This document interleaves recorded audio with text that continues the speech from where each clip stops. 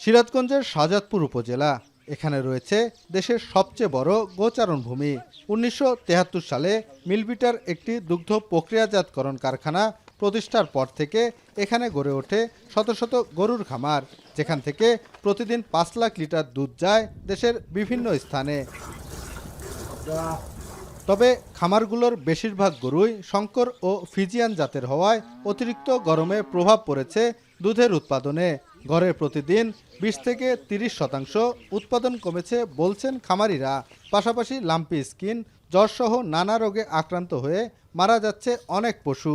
সব মিলিয়ে প্রতিদিন ৫০ থেকে ৬০ লাখ টাকার লোকসানের কথা বলছেন তারা। তীব্র গরমে হলো দুধ যে গরুর সকালে হয়তো ৮ শের, এখন এসে ৫ শেরে দাঁড়াইছে। আমার সিজনে মনে করেন যে দুধ ছিল ৭০ লিটার, এখন এই গরমের কারণে এসে ৫০ লিটার। চিকিৎসার কোনো পাইতেছি না আমরা, কোনটা দিলে হারবে, আর খালি ভেজাল ওষুধপাতি তো ভেজাল। হাত পা এই যে খুর যে আছে না, খুর হুমস্টাল নষ্ট হয়ে যায়।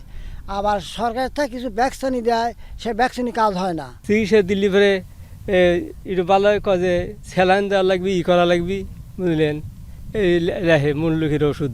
আগে ওষুধ মতো দিত, এখন কয়েক ৫ বছর ধরে আর ওষুধ মতো দেয় না।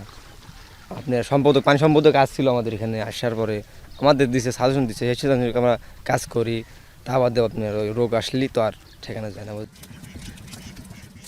এদিকে রোগ প্রতিরোধ ও ক্ষতি থেকে রক্ষায় খামারিদের পরামর্শ দেওয়ার কথা বলছেন প্রাণী সম্পদ বিভাগের কর্মকর্তারা।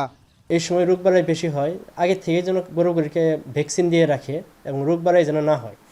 তো এই জন্য আমরা খামারিদেরকে উঠান বৈঠকের মাধ্যমে, প্রশিক্ষণের মাধ্যমে আমরা সবসময় বলে থাকি যে এই সময় যেন এফএমডি রোগের টিকা প্রতি ৪ মাস পর পর যেন তারা দিয়ে নেয়। বিশেষ করে শেড নির্মাণটার জন্য বলি যে আপনারা একটু উঁচু করে শেডটা করেন, আর যেন একটু ছন দেওয়া হয় এবং ফ্যানটা যেন থাকে, এই বিষয়ে তাদেরকে আমরা পরামর্শ দিই।